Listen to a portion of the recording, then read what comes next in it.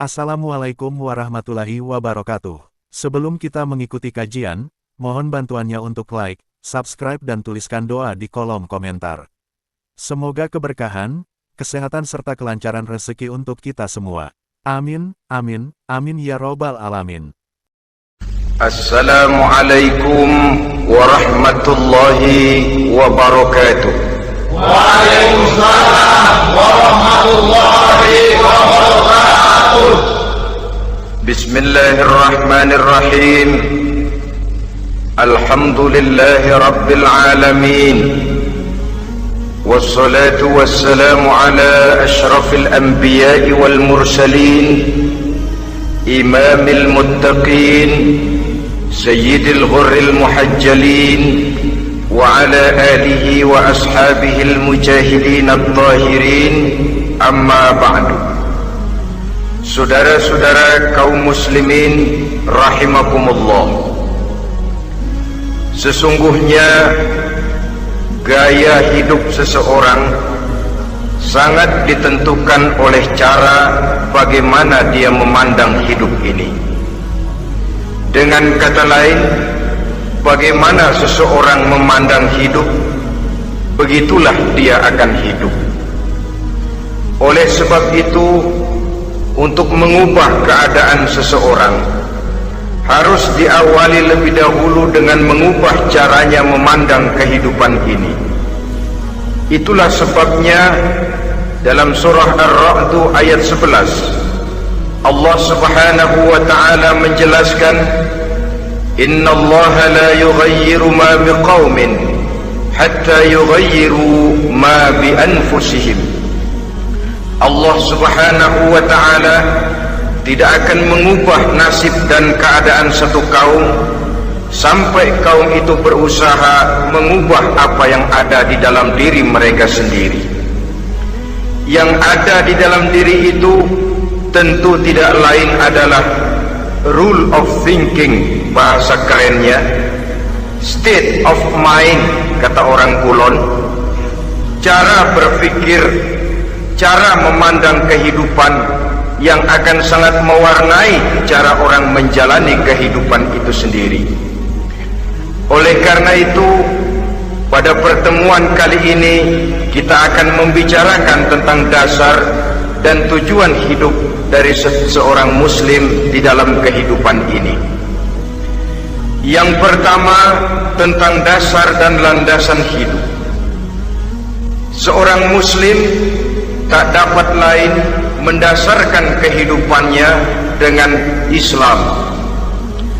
Di dalam mendasari kehidupan dengan Islam ini, Allah subhanahu wa ta'ala menuntut, Ya ayyuhalladzina amanu dukhulu fis silmi kafah.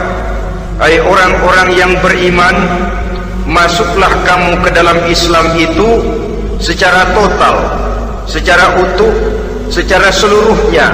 Jangan separuh-separuh, jangan sepotong-sepotong. Mendasari hidup dengan Islam artinya menjadikan Islam sebagai way of life, sebagai rule of thinking, sebagai state of mind di dalam kita memecahkan problema-problema kehidupan, sehingga tidak satu persoalan hidup yang bagaimanapun kecilnya sekalipun yang tidak tersentuh oleh nilai-nilai ajaran agama Islam ini. Kemudian di dalam mendasarkan hidupnya dengan Islam, ia mempunyai satu keyakinan. Pertama, Islam sebagai dasar hidupnya adalah agama yang sesuai dengan fitrah daripada manusia. Allah subhanahu wa ta'ala pencipta manusia. Allah subhanahu wa ta'ala yang menurunkan agama Islam. Oleh sebab itu, tentu saja seluruh konsepsi Islam ini sudah diukur sedemikian rupa sesuai dengan kemampuan yang dimiliki oleh manusia. Secara logika bisa kita katakan, pabrik mobil di Jerman misalnya bikin mobil namanya Mercy. Seiring dengan itu dikeluarkannya buku petunjuk.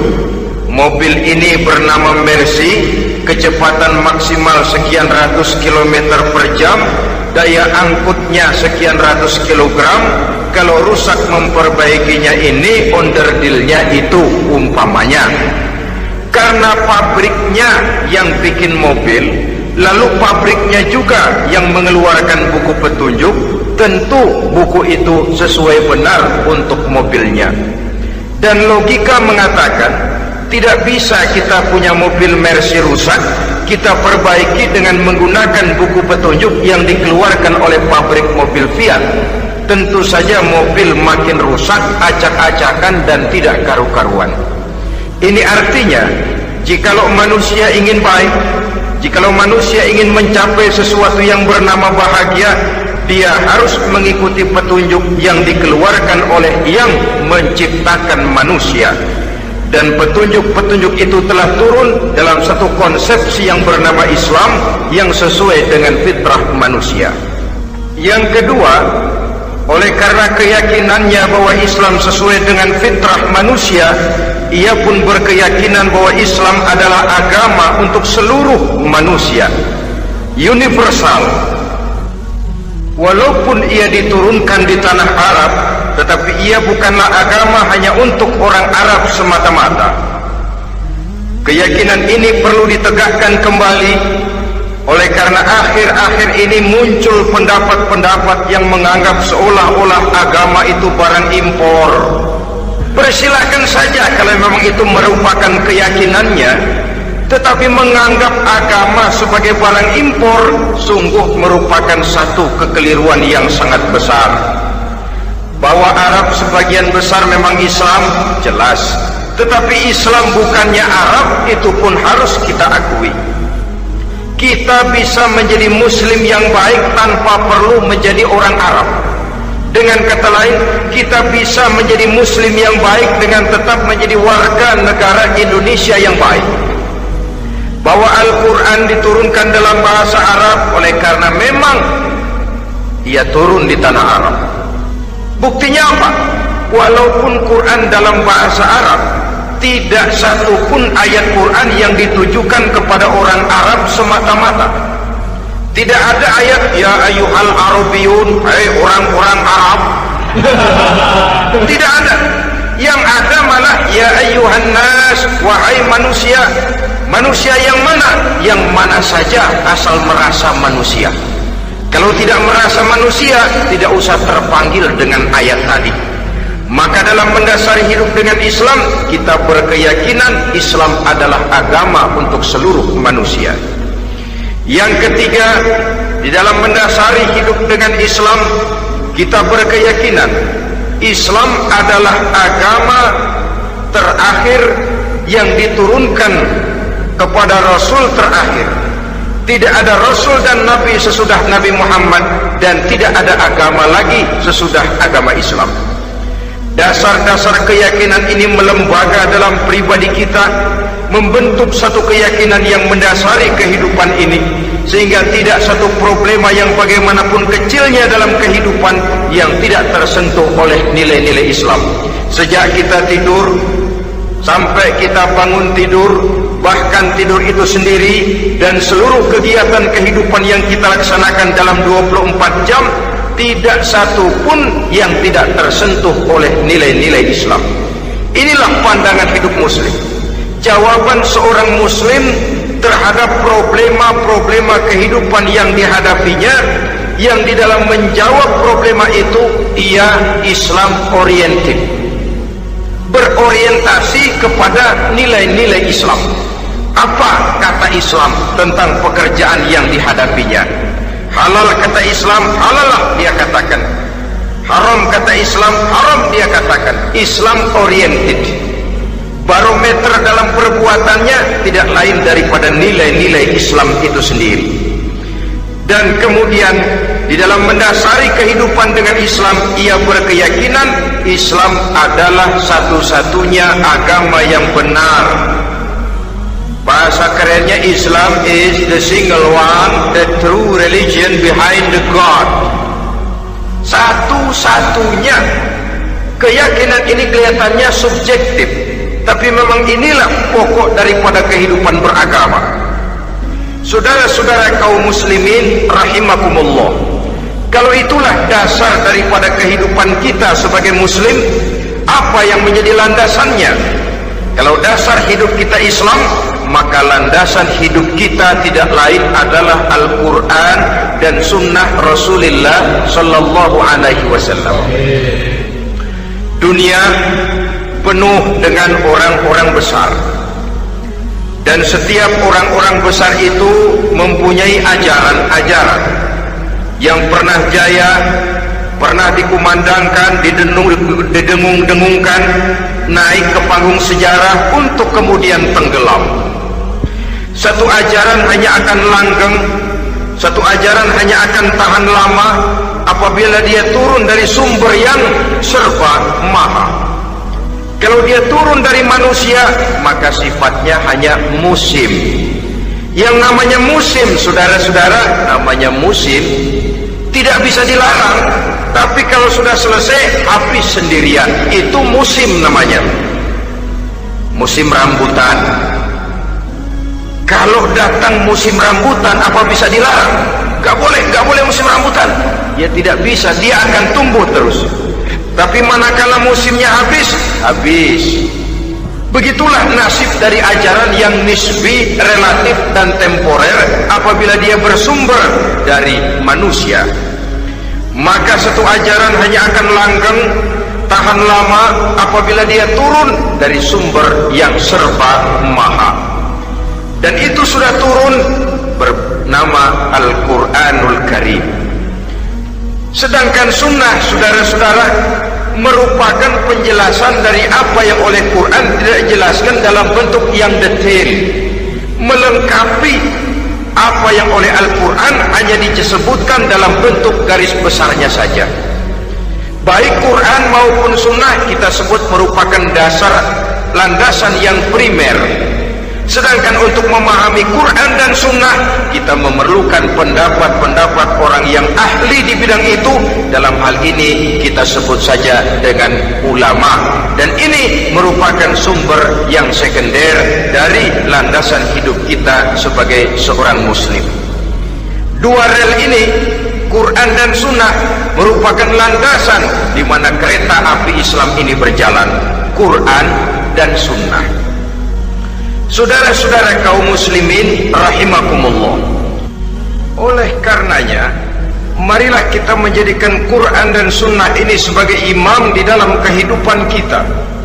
Bukankah Rasulullah sallallahu alaihi wasallam pernah memberikan pilihan, man ja'ala al-Qur'ana amamahu qadahu ilal jannah wa man ja'ala al-Qur'ana khalfahu saqahu ilan nar. Siapa yang meletakkan Quran di depannya, dijadikannya Quran sebagai imam dan dia sebagai makmum, maka Al-Quran akan membimbing dia ke surga. Ya, surga di dunia ini, lebih-lebih lagi surga di akhirat nanti. Sebaliknya, wa man ja'ala al-Qur'ana khalfahu, siapa yang meletakkan Quran di belakangnya, dia belakangi ajaran dan konsepsi Al-Quran, dia tinggalkan perintah-perintah Al-Quran, maka Al-Quran yang di belakanginya itu akan mendorong dia ke neraka. Neraka dunia, lebih-lebih neraka di akhirat nanti. Pilihan terserah kita. Jikalau kita mau menjadikan Quran sebagai imam, artinya kita menjadi makmum. Resikonya dimanapun, makmum wajib ikut imam. Imam takbir, makmum takbir, imam ruku, makmum ruku, imam i'tidal, makmum i'tidal. Jikalau Quran imam kita dan kita adalah makmum, maka itu berarti jikalau ke barat komando Quran, ke barat kita pergi. Jikalau ke timur kata Quran, ke timur kita menuju. Jikalau halal kata Quran, halal kita katakan. Jikalau haram kata Quran, haram kita ucapkan. Itu resikonya kita menjadi makmum, menyusun pola hidup yang lebih Qurani. Tapi sebaliknya, ke barat komando Quran, ke timur kita pergi, ke utara kata Quran, ke selatan kita menuju. Halal kata Quran malah kita tidak mau melaksanakannya. Haram kata Quran kita senang bukan main. Artinya kita mau menjadi makmum, dan Quran kita jadikan sebagai makmum, kita sendiri malah mau menjadi imam. Kita paksa konsepsi Al-Quran itu supaya sesuai dengan naluri kemanusiaan kita, mengotak-atik hukum, menghalalkan yang haram, mengharamkan yang halal. Dikala itu landasan hidup kita sudah goyah, tidak lagi sebagai landasan tempat kita bertolak, tetapi malah menjadi satu landasan yang kita injak-injak. Sesungguhnya saudara-saudara, Quran tidak akan membawa berkah, tidak akan menjadi rahmatun wa syifaun lil mu'minin, menjadi penyembuh, menjadi rahmah bagi orang-orang beriman, apabila yang kita baca itu kita injak-injak di dalam kehidupan. Upaya menyusun hidup yang lebih Qurani ini seiring dengan usaha kita menjadi warga negara yang baik, yang saya katakan di awal tadi, tidak saling dan tidak harus saling bertentangan. Jadi dengan demikian, dasar hidup kita sebagai muslim adalah Islam, dan landasan hidup kita tidak lain adalah Al-Quran dan sunnah Rasulullah Sallallahu Alaihi Wasallam. Ini landasan tempat kita bertolak. Ini yang mewarnai gaya kehidupan kita. Apapun yang mau kita lakukan, tempat kita bertanya lebih dahulu Quran dan sunnah. Saya mau melakukan pekerjaan ini, apa kata Quran? Saya mau pergi ke tempat ini, apa kata Quran? Saya mau berusaha dengan mengerjakan perusahaan ini, apa kata Quran? Merupakan landasan daripada kehidupan kita. Ini yang saya katakan tadi, membentuk rule of thinking, state of mind, bahwa gaya kehidupan kita diwarnai oleh landasan hidup yang bertumpu pada ajaran Al-Quranul Karim dan sunnah Rasulullah Sallallahu Alaihi Wasallam. Baiklah ya, ini yang pertama tentang dasar dan landasan hidup. Yang kedua tentang tujuan hidup. Kalau sudah ada landasan tempat kita bertolak, lalu kemana pantai yang akan kita tuju? Mau apa sih kita hidup ini?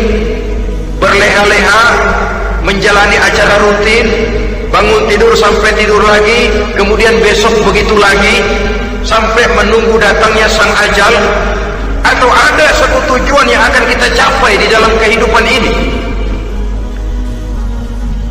Apabila kita teliti, maka Al-Quran mengajarkan tujuan hidup setiap muslim pada dasarnya ada dua. Pertama, kita sebut saja tujuan jangka pendek. Tujuan jangka pendek itu sasarannya dunia sekarang ini. Bentuknya horizontal, targetnya agar setiap pribadi muslim menjadi rahmatan lil alamin, rahmah bagi lingkungannya. Inilah yang oleh agama dinamakan hablum minan nas, yang isinya adalah ilmu dan peradaban. Jadi dunia dan seluruh isinya merupakan tujuan jangka pendek saja. Untuk mencapai tujuan jangka pendek, dunia dan seluruh isinya, unsur penunjangnya adalah pendidikan, pengalaman, atau nasib. Makin tinggi pendidikan, makin mudah menjangkau hidup. Makin banyak pengalaman, makin mudah menguasai dunia. Atau karena faktor nasib, pendidikannya tidak seberapa, pengalaman pun kadang-kadang dangkal, tapi karena nasibnya lagi hoki, kata orang sekarang, nasibnya lagi bagus, dia naik ke panggung memegang peranan. Faktor yang namanya nasib ini ada, tapi tidak bisa dijadikan sandaran. Untuk menjangkau dunia dan seluruh isinya, unsur penunjangnya pertama pendidikan, yang kedua pengalaman, yang ketiga faktor nasib. Oleh karena itu, apabila kita ingin mudah mencapai dunia, yang pertama harus kita laksanakan bagaimana menempuh satu pendidikan. Di zaman sekarang orang terangsang untuk hidup dalam pola yang oleh orang-orang priangan disebut hardolin. Saudara tahu hardolin? Itu potongan dari dahar modal ulin. Filsafat hidup yang pakaian mau bagus, makan mau enak, kerja nggak mau. Akhirnya jadilah dia penghayal kelas berat, tukang-tukang ngelamun kelas tinggi. Tiap hari kegiatannya ya cuma tidak terlepas dari tiga kriteria itu. Hardolin. Pokoknya kalau sudah dahar, modal, ulin. Besok ya begitu lagi. Pola dari dimana orang pakaian mau bagus, makan mau senang, duit mau punya, kerja tidak mau. Kadang-kadang mau kerja tapi tidak tahu apa yang harus dikerjakan. Ditambah oleh sempitnya lapangan pekerjaan.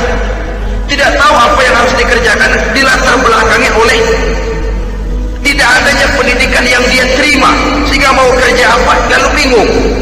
Oleh karena itu, terutama buat adik-adik remaja, para pemuda, saya berpesan untuk menjangkau dunia, yang pertama harus kita jalani bagaimana membina diri, mendidik. Taruh kata drop out, putus sekolah, tapi drop out bukan halangan bagi tumbuhnya cita-cita yang mulia. Bahkan ada orang bilang many a great man starts as a newspaper boy. Banyak orang-orang besar yang memulai pekerjaannya dagang koran. Putus sekolah bukan merupakan halangan bagi tumbuhnya cita-cita yang mulia. Dan tidak sedikit orang-orang besar yang tidak keluaran perguruan tinggi. Tidak sedikit orang-orang besar yang tidak merupakan produk dari perguruan tinggi tertentu, tapi kerajinannya belajar, banyak membaca, banyak bergaul, autodidak. Syukur kalau masih bisa menempuh pendidikan yang formal. Kekurangan ekonomi, kemiskinan keluarga jangan menjadi penghalang bagi tumbuhnya cita-cita yang tinggi untuk menempuh karier pendidikan yang baik. Ini memang baik, tapi bagaimanapun kata orang, lebih baik makan singkong beneran daripada makan roti ngimpi. Artinya jikalau memang perlu, lebih baik sekolah sambil dagang koran, nyemir sepatu, parkir mobil, daripada hardolin itu tadi. Tanpa prospek hari depan yang ada artinya. Dan pendidikan memang merupakan sesuatu yang baik, tapi tanpa ini rasanya kita akan sulit untuk menjangkau dunia, tersisih di pojok-pojok kehidupan. Jangan lalu bilang, manusia kan rezekinya sudah dijamin oleh Allah, ayam saja ada rezekinya. Of course. Tapi jangan lupa, cara ayam cari rezeki dengan cara manusia cari rezeki lain. Kalau ayam cari rezeki dari tahun atu, modalnya cuma ceker sama patok. Kalau ayam asal bisa nyeker, bisa matok, ayam dapat rezeki. Pokoknya kertok dah. Tapi manusia cari rezeki, dia harus cari lapangan kerja. Lapangan kerja sulit. Sudah dapat lapangan kerja, harus punya keahlian.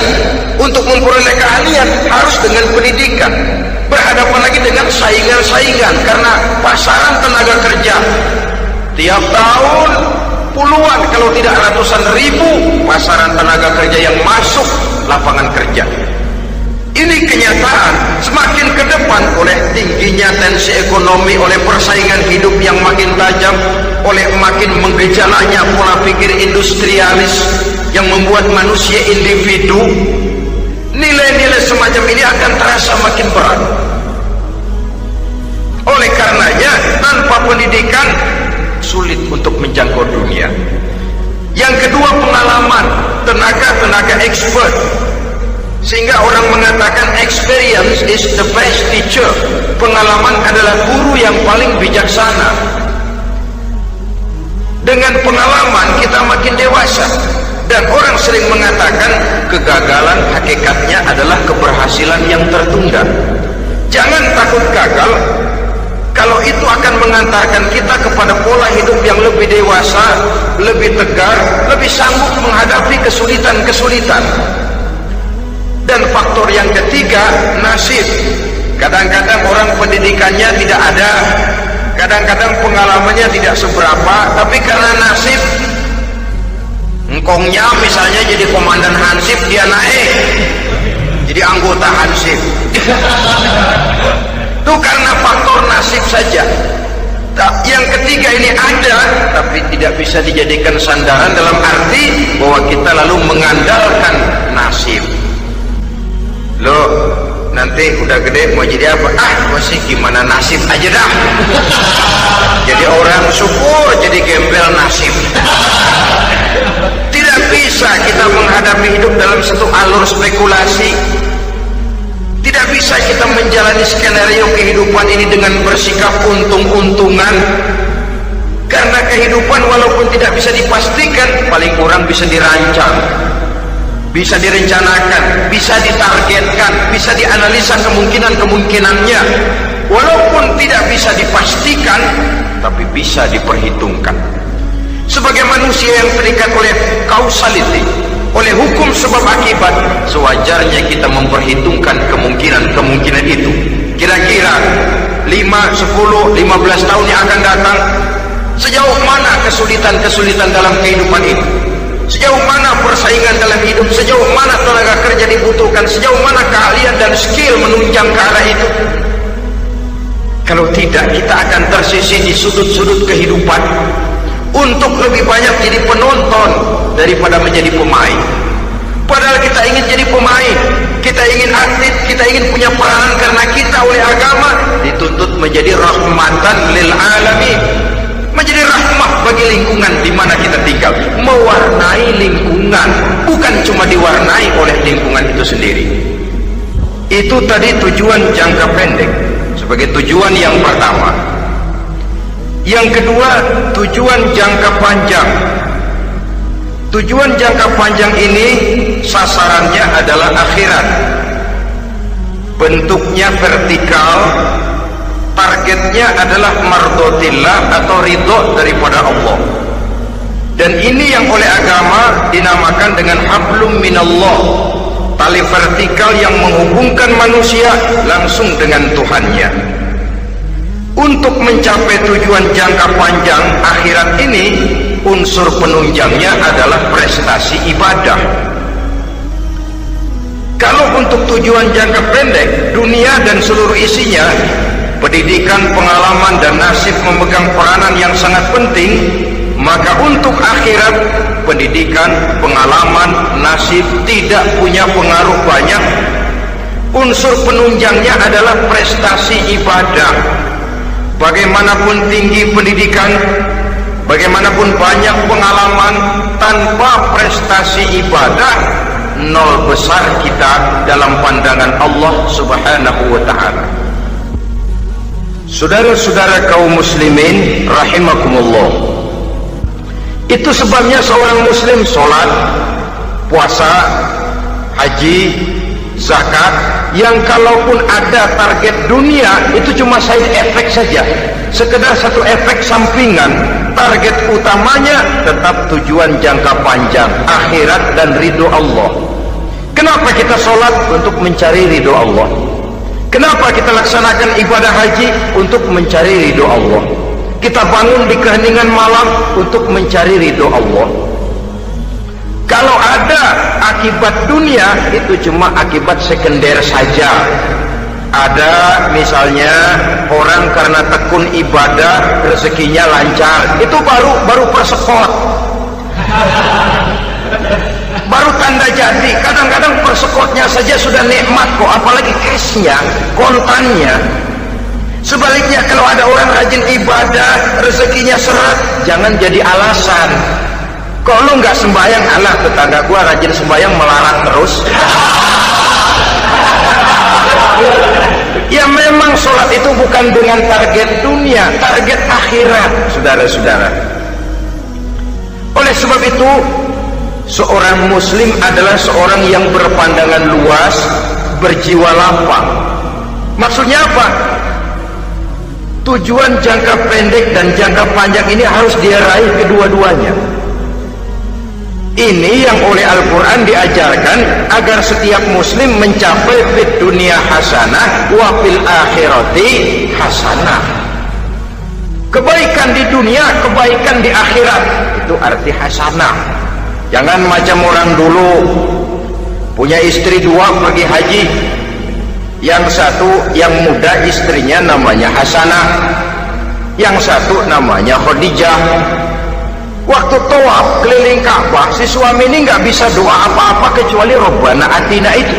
Tiap putaran Rabbana Atina fid dunya hasanah wa fil akhirati hasanah. Putaran kedua Rabbana Atina fid dunya hasanah wa fil akhirati hasanah.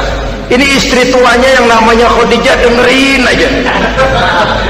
Akhirnya di satu saat dia colek suaminya, "Bang, mentang-mentang Hasanah bini muda disebutin melulu. Saya dong disebutin dalam doa." "Iya deh, Pak, putaran selanjutnya." Suaminya blow on juga. Putaran kedua dia baca Rabbana Atina fid dunya hasanah wa fil akhirati Khadijah. Saudara-saudara, itu makna refleksi daripada doa tadi itu, doa safu jagat.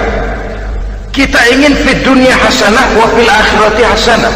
Tujuan jangka pendek dunia tercapai, tujuan jangka panjang akhirat dan ridho Allah juga tergapai. Oleh sebab itu Al-Quran menjelaskan, "Wabtaghi fima atakallahu ad-daral akhirah wa la tansa nasibaka minad dunya." Dengan karunia yang diberikan Allah kepadamu, carilah bahagia akhirat. Wa la tansa nasibaka minad dunya, tetapi jangan lupakan bagianmu dalam kehidupan di dunia ini. Cari akhirat, utamakan akhirat dengan tidak usah melupakan jatahmu di dunia. Kenapa saya katakan seorang muslim berjiwa besar? Sebab andai kata dia gagal mencapai tujuan jangka pendek, andai kata dia gagal di dunia, dan dia oleh Islam diajarkan jangan sampai gagal, tapi andai kata dia gagal, dia masih punya tujuan jangka panjang, akhirat dan ridho Allah. Dia masih bisa menghibur diri, biarlah di dunia kita sederhana, bahkan biarlah susah di dunia, asal di akhirat kita bahagia. Orang yang tidak punya pandangan hidup semacam ini, surgalah dunia ini, segalanya telah tertumpu di sini. Bila umurnya selesai, ajalnya datang, selesai sudah, surganya sampai di situ, dan dia tidak punya pengharapan lain di belakang itu. Maka seluruhnya bertumpu pada kehidupan di dunia. Padahal dunia seperti air laut, makin diminum makin haus, makin kering tenggorokan. Dunia yang diperturutkan menyeret manusia ke dalam lingkaran setan, terjebak dalam sifat yang namanya tamak bin rakus alias serakah.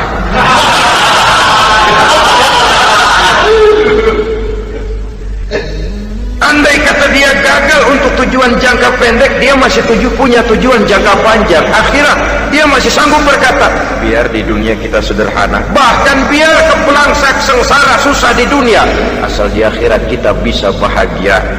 Kan masih ada harapan. Yang paling bangpak,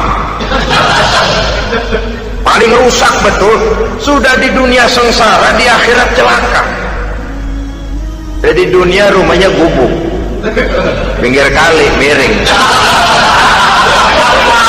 asal hujan bocor, utang selebar warung.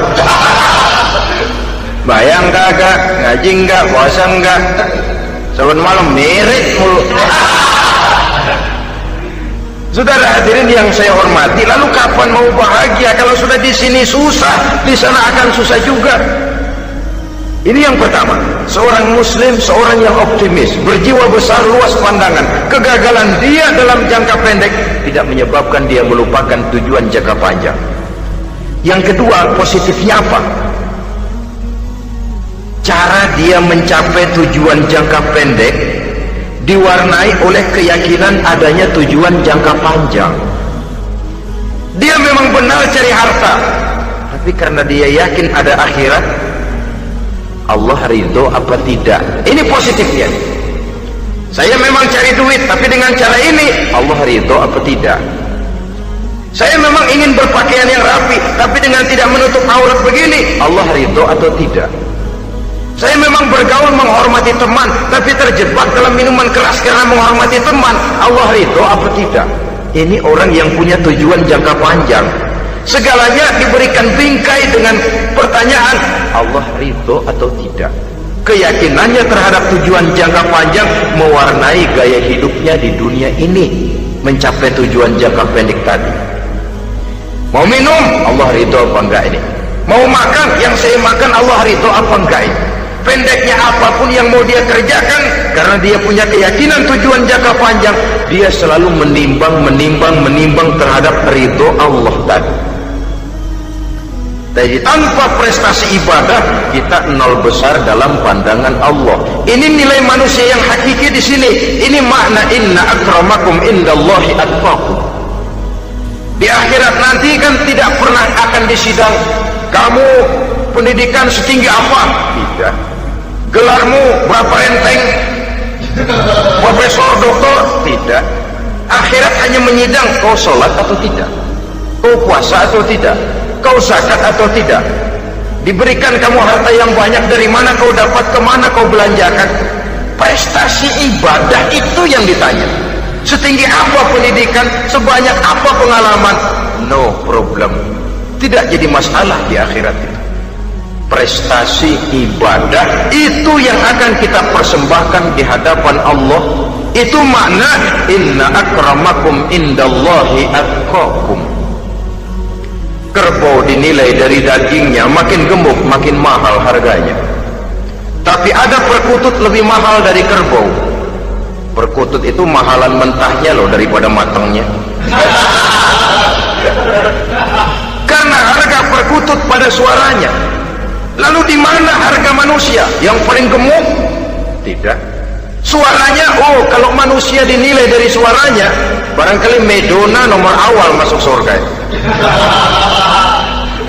Hanyalah dengan prestasi ibadah kita bisa mencapai tujuan jangka panjang akhirat dan ridho Allah.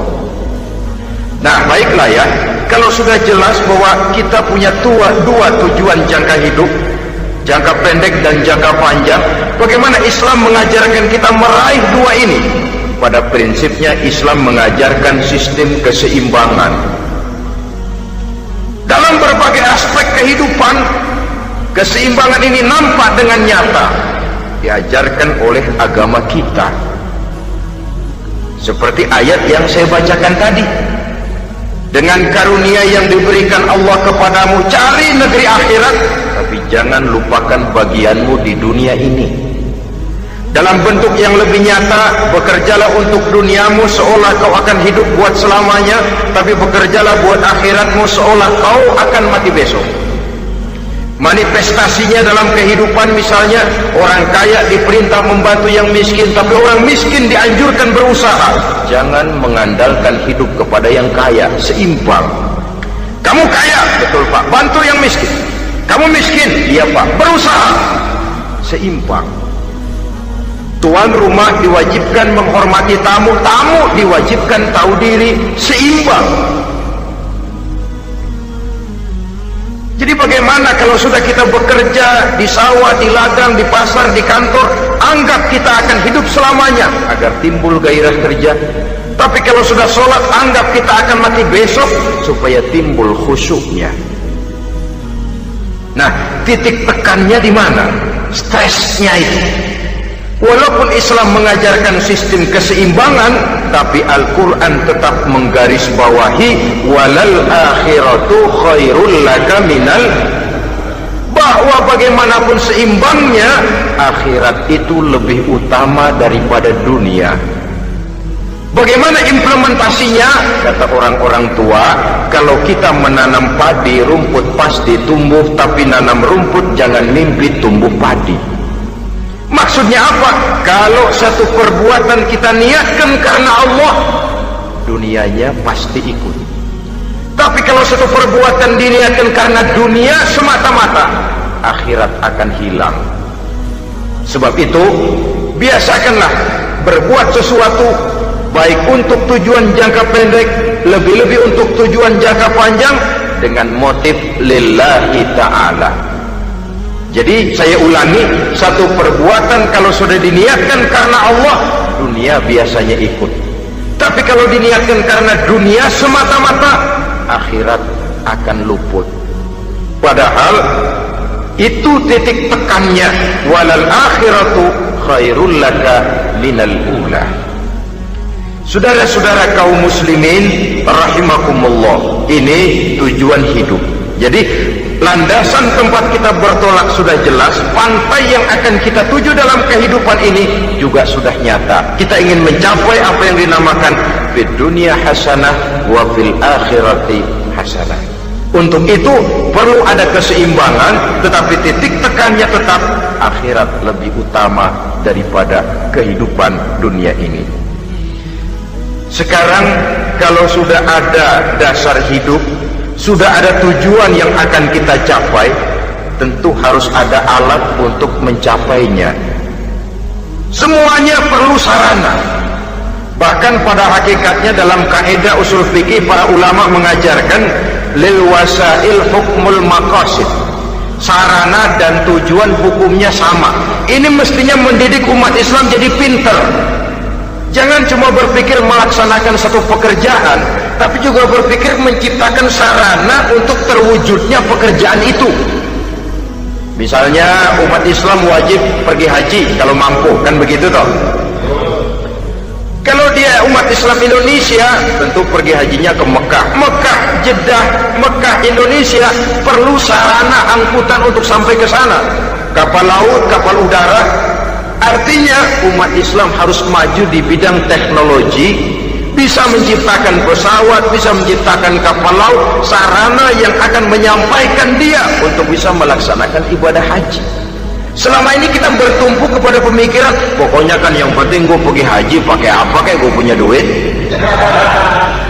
Dari segi pribadi memang barangkali begitu, tapi sebagai umat yang harus mencapai kemajuan, apabila diperintahkan melaksanakan sesuatu, kita pun hakikatnya dituntut menciptakan sarana untuk menunjang pelaksanaan sesuatu itu sendiri. Agama mengajarkan an-nazafatu minal iman, kebersihan sebagian daripada iman. Siapa yang menciptakan mesin cuci, sabun-sabun keras, deterjen, rinso dan lain sebagainya? Siapa yang menciptakan air condition, pembersih ruangan? Kita hanya berpikir pokoknya kan bersih, mau pakai apa kek. Kita jarang yang berpikir kepada pewujudan teknologi modern untuk menerjemahkan hadis itu. Syukurlah belakangan ini sudah muncul teknokrat-teknokrat muslim yang dijiwai oleh semangat Al-Quran membuka tabir rahasia konsepsi Islam di lapangan teknologi modern, yang makin lama makin menunjukkan tuntutan kebutuhan daripada umat itu sendiri. Dengan demikian, apabila ada tujuan hidup, kita memerlukan alat untuk mencapai tujuan tadi. Supaya tujuan fid dunya hasanah wa fil akhirati hasanah tercapai, apa alat yang harus kita pakai?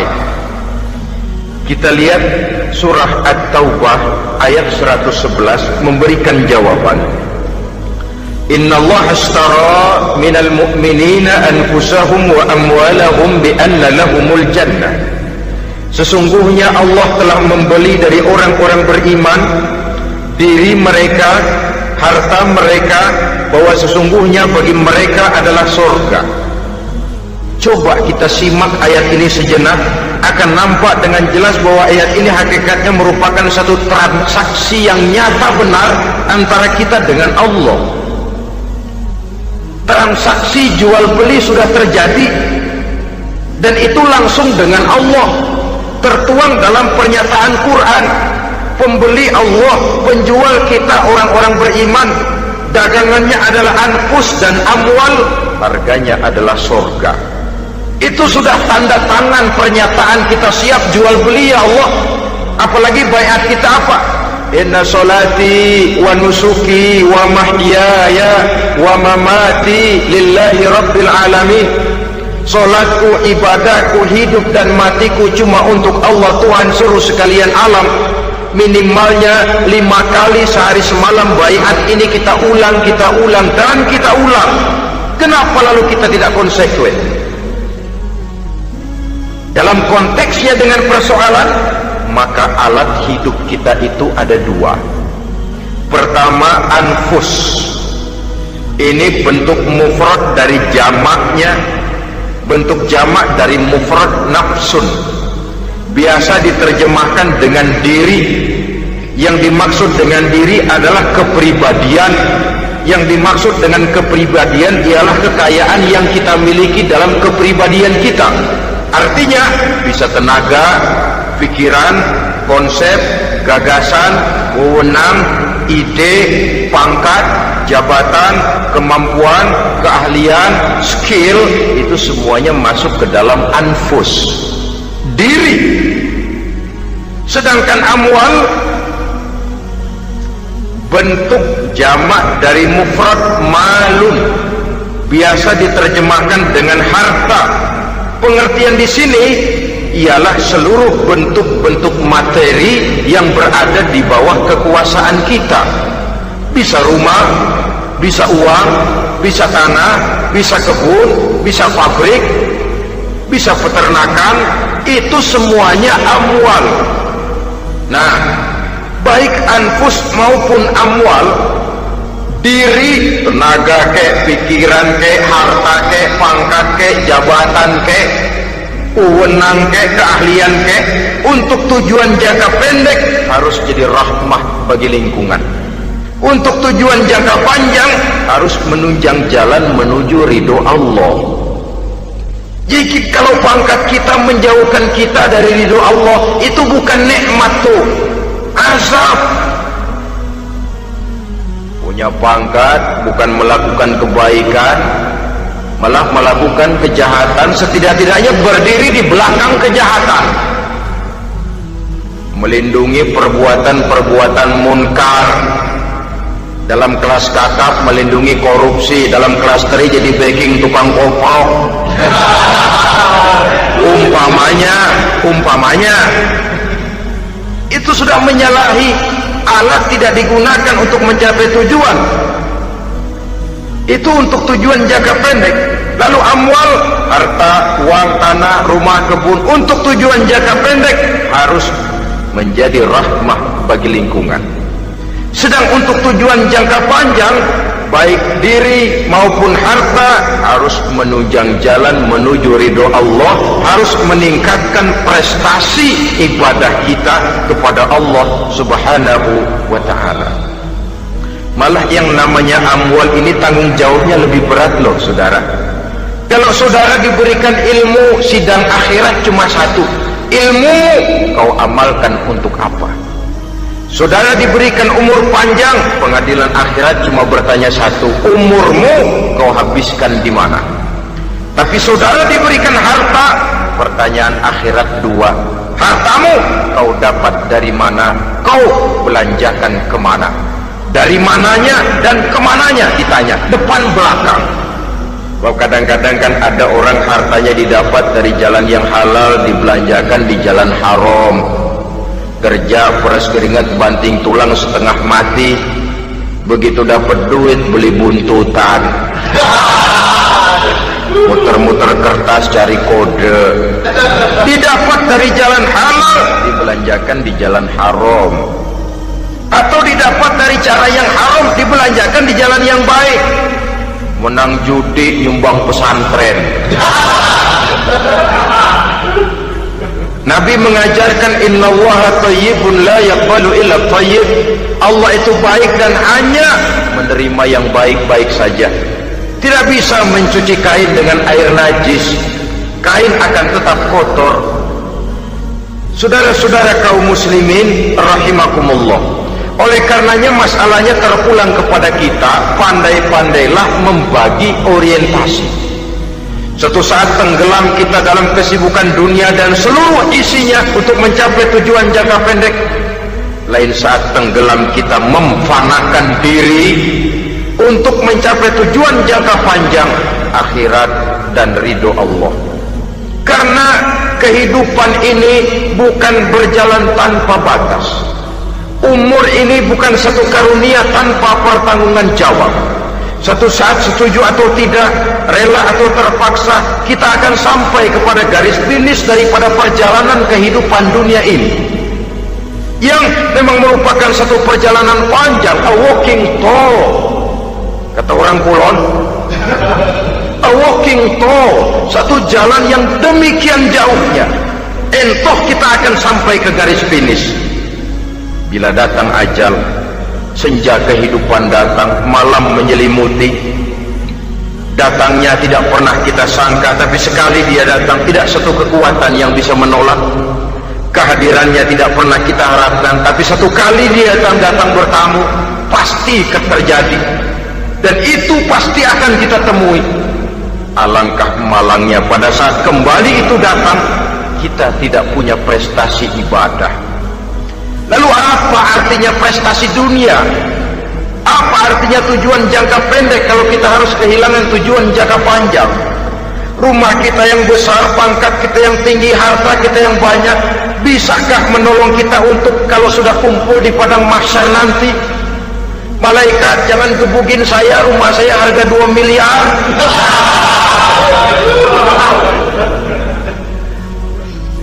Sudahlah malaikat, damai saja, itu Rolls Royce saya. Pakai saja malaikat, pakai. Kata malaikat, gue budak, gue nggak butuh gituan. Hanya prestasi ibadah yang bisa menyelamatkan kita pada kondisi semacam itu. Jadi oleh karena itu saudara-saudara, biar di dunia ini rumah kita besar, mobil bagus, uang banyak, pabrik ada, usaha lancar, asal di akhirat masuk surga aja, gak apa-apa. Daripada di dunia sengsara, di akhirat neraka, senangnya kapan? Sudah di sini sengsara, di sana kebelangsa. Itu yang orang-orang tua bilang lacur kuda namanya. Pelan dipecut, kenceng digentak, setengah mati, serba salah. Kuda kalau bisa ngomong, gue setengah mati, serba salah. Pelan dipecut, kekencengan ditarik, itu yang namanya lacur kuda begitu. Serba salah posisinya. Untuk itu pandai-pandailah membagi orientasi supaya tercapai tujuan ideal ini, fid dunya hasanah wa fil akhirati hasanah. Ini tentang tujuan hidup. Nah, untuk mencapai tujuan ini kita tidak berjalan sendiri, kita perlu teman hidup. Di samping teman hidup ada pula lawan hidup. Siapa teman hidup kita untuk mencapai tujuan hidup ini? Dalam arti sempit, teman hidup kita suami istri yang taat kepada Allah. Suami istri lebih dari sekedar satu pasangan, juga saling melengkapi, merupakan bagian daripada kehidupan. Suami adalah teman istri, istri adalah teman suami untuk mencapai tujuan hidup tadi, mencapai fid dunya hasanah wa fil akhirati hasanah. Seiring, seirama, selaras, serasi, seimbang, kata orang sekarang. Teman dalam arti sempit. Adapun teman dalam arti luas, setiap orang yang pandangan hidupnya sama dengan kita, setiap orang yang akidahnya sama dengan kita, terlepas dari suku bangsa apapun, warna kulit apapun, bahasa apapun, jikalau keyakinannya sama, pandangan hidupnya sama, dia adalah saudara kita dalam artian yang luas. Islam tidak kenal teritorial, maka tidak ada itu Islam Jepang. Ya walaupun secara formalnya ada, tapi informal, muslim adalah muslim, diikat dengan akidah. Itu teman hidup. Lalu lawan hidup siapa? Pertama iblis, dalam segala bentuk dan implementasinya. Yang kedua, setiap orang yang pandangan hidupnya tidak sama dengan kita secara ideologis, itulah lawan hidup kita. Maka yang teman jadikan teman, yang lawan jadikan lawan. Jangan teman dijadikan lawan, lawan dijadikan teman. Itu namanya kopiah dipasang di kaki, pak yang naik ke jidat. Wajar kalau kepala lalu jadi benjol. Salah milih teman, salah cari lawan. Salah milih teman, salah cari lawan. Akibatnya kita yang akan susah di kemudian hari nanti. Saudara-saudara kaum muslimin rahimakumullah, oleh karenanya pandai-pandailah dalam hidup ini. Yang teman jadikan teman, yang lawan jadikan lawan. Kalau lawan kita jadikan teman, sementara teman kita jadikan lawan, dan itu apa yang banyak terjadi dalam praktek kehidupan, kita tidak akan bisa mencapai tujuan, karena akan tertarung di kaki sendiri. Nah, ini sajalah yang kita bicarakan pada pertemuan kali ini. Mudah-mudahan ada manfaatnya. Terima kasih atas segala perhatian. Mohon maaf atas segala kekurangan. Usikum wa nafsi bitaqwallah. Wassalamualaikum warahmatullahi wabarakatuh. Waalaikumsalam warahmatullahi wabarakatuh.